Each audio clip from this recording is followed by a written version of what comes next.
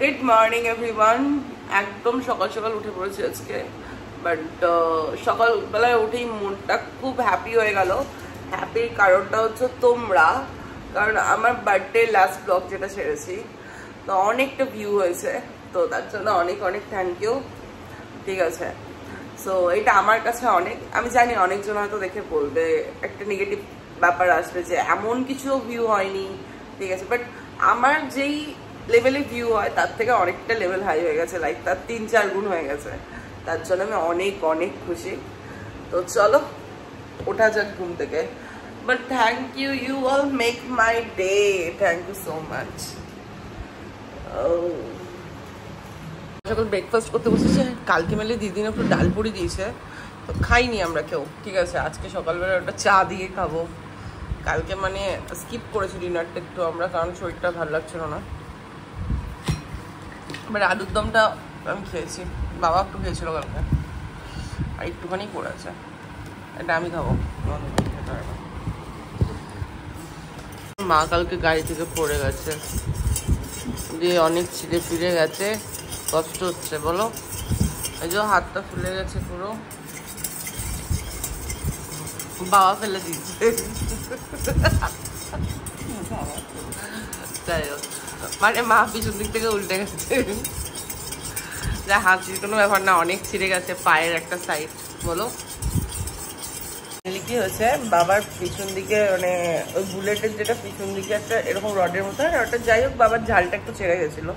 আমি যখন সকালবেলা বাজার করতে গেলাম কালকে তখনই দেখলাম, কিন্তু মা কি করেছে সাপোর্ট দিয়ে ভালো করে বসে, আমার পিছন দিক দিয়ে উল্টে গেছে একদম এইভাবে, মানে যাই হোক মাথায় ফাথায় লাগেনি, পায়ের একটা দিক পুরো ছিঁড়ে একদম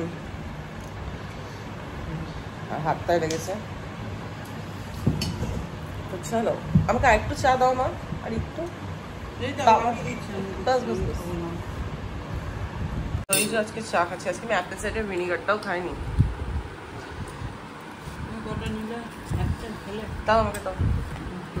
চলো এখন একবার বসি, মেনলি ব্রেকফাস্ট করার পর একবার শুয়েছিলাম, এখন একবার অ্যাটলিস্ট বসি। শুয়েছিলাম, উঠলাম, গ্রামের বাইরে থেকে গুগলি পাঠিয়েছে। গুগলি আমি জানি অনেকজন খাও অনেকজন খাও না, তো ঠিক আছে সেটা কনসেপ্টে যাচ্ছে না, আমার ভালো লাগে পার্সোনালি, আমরা সবাই বাড়িতে খুব পছন্দ করি, তো ওগুলোকে বাঁচলাম মা আর আমি মিলে, কিন্তু এই গন্ধটা একদম ভালো লাগে না, তা বললে খাওয়ার সময়তেই ভালো লাগে, বাট আমি তাও ভালো করে হ্যান্ড ওয়াশ দিয়ে ধুলাম।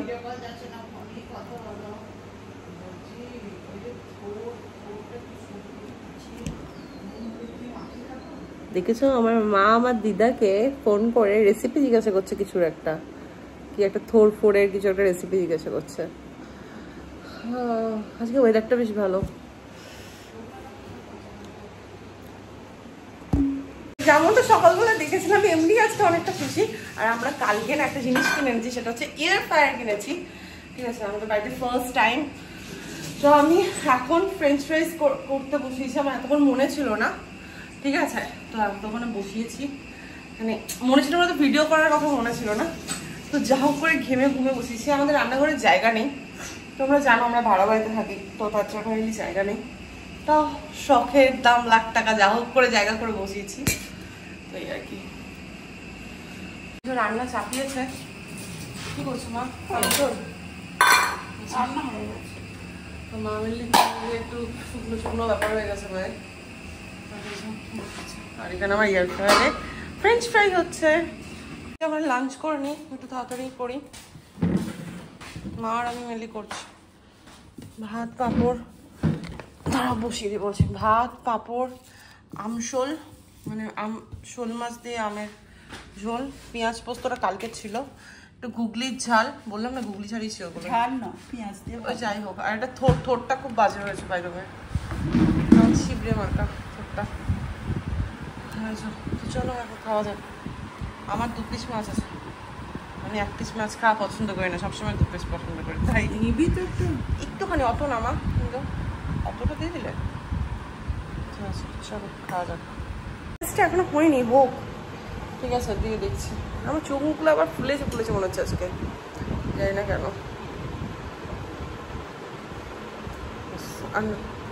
তো এই যে আমাদের ফ্রেঞ্চ ফ্রাইস ভালোই হয়েছে, বাট একটু তেলটার পরিমাণটা আমি বেশি দিয়ে ফেলেছি, একটু বেশি আলু ভাজা হয়ে গেছে।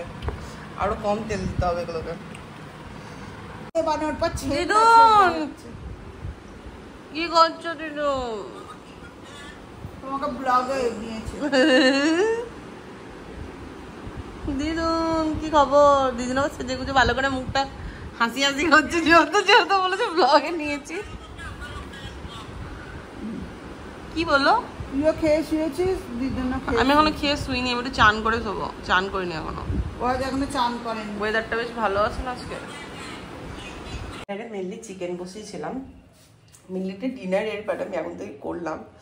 ইয়াম্মি হয়েছে পুরো, কি বলবো, একদম কোনো তেল দিইনি, কিছু না এটাতে,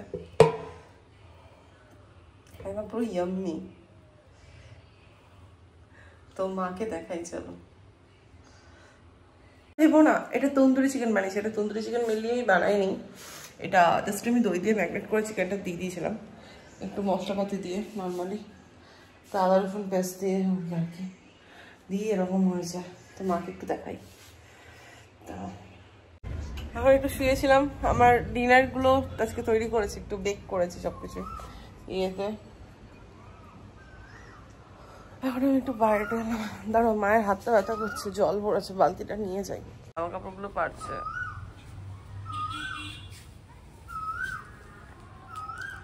তুমি জল খেয়েছো, তোমার মুখে জল লেগে? জল খাও না? তা বলে এরকম জল লেগে তোমাকে কেমন লাগছে দেখতে, শুকনো শুকনো। কি হাওয়া দিচ্ছে। এই মানি প্ল্যান্ট গুলো সব পড়ে গেছে মা, এগুলো কি অবস্থা মা? একটু তুলে দাও অ্যাটলিস্ট।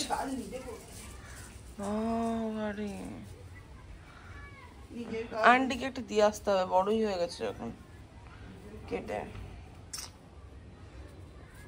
এগুলো ব্যবস্থা করি আগে আমি।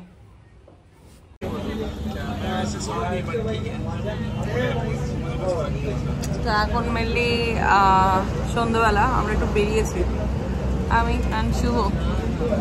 হাই শুভ, ভালো আছিস? আমরা ধাবাতে এসেছি আজকে, আমরা জিম যাইনি, ঠিক আছে, কারণ আমার শরীরটা একটু উইক আছে তার জন্য। তুই কেন যাসনি জিম?